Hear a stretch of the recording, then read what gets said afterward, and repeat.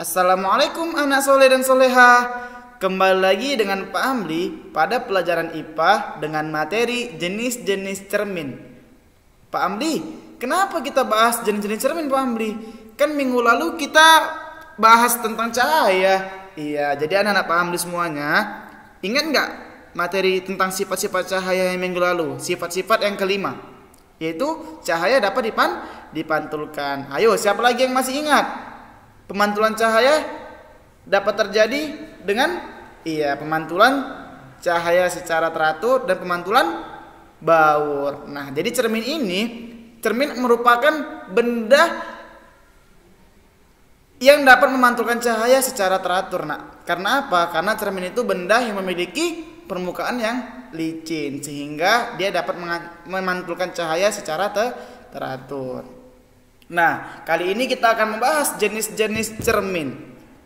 Jadi anak-anak Pak Amli sekalian, berdasarkan menurut bentuk permukaannya, cermin dibagi menjadi 3 jenis. Yaitu yang pertama, cermin datar. Nah, mungkin anak Pak Amli semuanya udah tahu lah cermin datar yang mana, yang sering kita pakai untuk berkaca. Nah, kemudian yang kedua, cermin cekung. Dan yang terakhir ada cermin cembung. Jadi ada berapa jenis, Nak? Ada 3 jenis, yaitu cermin datar, cermin cekung, dan cermin cembung. Oke, lanjut. Kita masuk ke cermin datar. Pak Amli, apa itu cermin datar Pak Amli? Nah, jadi cermin datar anak-anak Pak Amli, perhatikan gambar ini, Nak.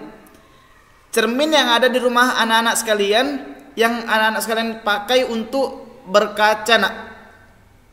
Biasanya ada di kamar. Di mana lagi biasanya? Di ruang tengah, di ruang TV. Nah, seperti ini. Ini ada anak-anak yang sedang berkaca menggunakan cermin datar. Jadi setiap jenis-jenis cermin ini, Nak, mempunyai sifat-sifat bayangannya, Nak.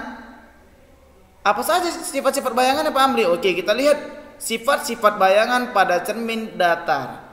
Yang pertama, ukuran bayangan sama dengan ukuran benda. Nah, perhatikan, Nak. Anak-anak yang lagi berkaca di gambar ini, perhatikan. Ukuran bayangan yang dihasilkan oleh cermin datar akan sama dengan ukuran bendanya. Maksud bendanya itu adalah anak ini. Jadi ketika anak ini sedang sisiran di depan cermin datar, maka ukuran kepalanya sama, ukuran tangannya sama, ukuran sisirnya sama, ukuran sepatunya sama. Itulah termasuk sifat dari bayangan pada cermin datar, yaitu ukuran bayangan sama dengan ukuran benda. Yang kedua, ada siapa lagi sifat bayangan apa Amli? Sifat bayangan pada cermin datar yang kedua, jarak bayangan ke cermin itu sama dengan jarak benda ke cermin. Nah, jadi jarak bayangan ini, Nak, bayangan yang terbentuk itu sama dengan jarak anak tersebut ke cerminnya, Nak. Jadi ketika anak ini mundur, maka bayangannya juga mundur. Juga maju. Ketika anak ini maju, maka bayangannya juga maju. Jadi jaraknya juga sama, Nak. Kemudian yang ketiga, sifatnya terbalik. Maksud terbalik ini apa Pak Amli?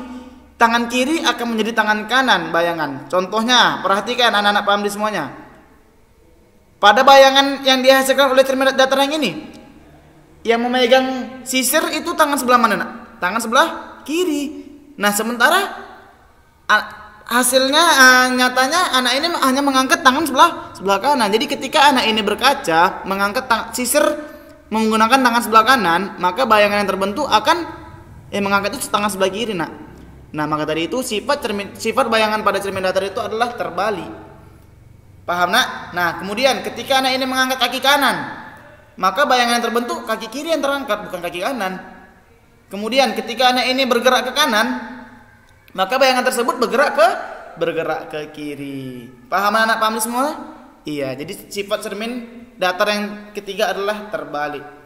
Kemudian yang keempat, bayangan tegak seperti benda. Ya, ini tegak maksudnya, Nak, ketika anak ini berdiri, maka bayangannya juga berdiri. Jadi sama tegaknya, Nak. Oke, yang kelima, bersifat semu atau maya. Maksudnya ini nggak nyata, Nak, bayangannya. Bayangannya ini nampak di cermin, cuma tidak bisa digapai menggunakan tangan, tidak bisa dirasakan. Nah, jadi ada berapa sifat bayangan pada cermin datar? Ada 5. Sudah paham anak-anak Pak Amli sekalian? Nah, perhatikan gambar yang di bawah ini, Nak. Bayangkan ini cermin, ini cahaya. Nah, ini bagian belakang cermin. Jadi cermin datar itu sudah pasti dia datar. Oke, anak-anak paham sekalian? Oke. Kemudian Pak Amli,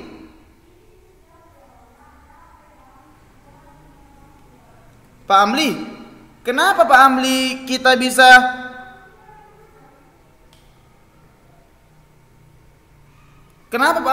melihat, bisa bercermin pada cermin datar? Iya, Nak. Jadi cahaya yang melewati tubuh kita itu dipantulkan menggunakan cermin datar, kemudian dipantulkan kembali oleh cermin datar ke bola mata kita, sehingga kita bisa melihat atau bisa bercermin di cermin datar.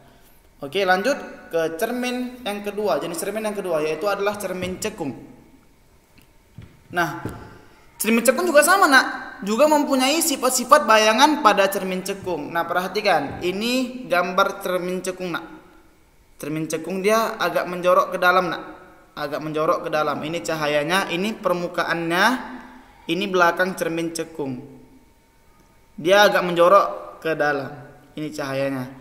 Juga sama. Kenapa kita bisa berkaca di cermin cekung, Pak Amli? Iya, karena apa? Karena cahaya melewati tubuh kita itu dipantulkan ketika mengenai cermin, akan dipantulkan ke arah mata kita, sehingga kita bisa melihat pantulan atau bayangan dari cermin cekung. Nah, sifat-sifat bayangan pada cermin cekung, nah, itu berbeda dengan sifat-sifat bayangan pada cermin datar. Nah, berbedanya yang pertama, jika benda dekat dengan cermin cekung, maka bayangan benda bersifat tegak, lebih besar dan semu. Jadi sifat-sifat bayangan pada cermin cekung ini itu berbeda berpengaruh pada jarak benda tersebut. Nah, jadi ketika benda tersebut itu dekat dengan cermin cekung, maka bayangan benda bersifat besar, tegak, lebih besar dan semu atau maya. Nah, jika kebalikannya, Pak Amli, jika benda jauh dari cermin cekung, maka bayangan benda bersifat nyata atau sejati dan terbalik. Oke, paham anak paham sekalian? Nah, ini dipakai atau dimanfaatkan oleh manusia dalam proses pembuatan senter, Nak. Nah, perhatikan, coba anak-anak paham semua, kalau ada senter di rumahnya, perhatikan.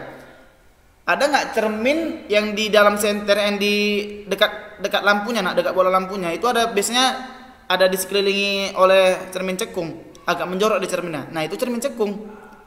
Nah, fungsinya untuk apa? Karena dia bersifat lebih besar atau diperbesar. Nah, maka itulah dipakai, Nak. Fungsi yang ini itu dipakai agar apa? Agar cahaya pantul yang dihasilkan itu lebih besar sehingga lebih terang, Nak, kelihatan.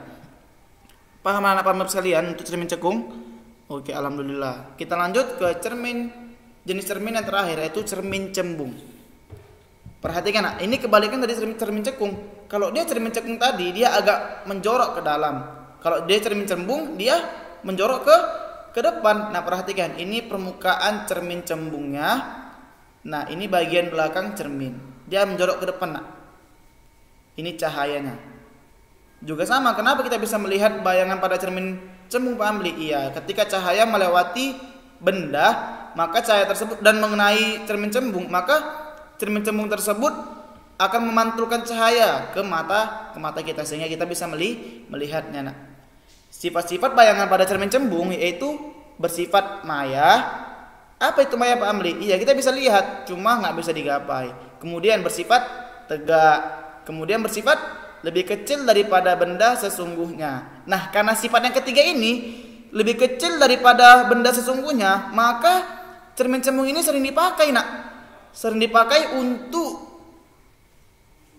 jadi kaca spion kendaraan bermobil. Perhatikan. Nah, ketika kita lihat cermin cembung ini, seolah-olah bendanya terlihat kecil, padahal nyatanya besar. Nah, aslinya besar. Tapi karena dia tercipta oleh bayangan dari cermin cembung, maka dia kelihatan kecil, sehingga cermin cembung ini sering dipakai atau dimanfaatkan oleh kendaraan bermotor. Paham anak-anak paham sekalian? Insyaallah paham. Oke, Nak, sekian pertemuan kita pada hari ini. Semoga bermanfaat untuk anak-anak sekalian dan dapat diingat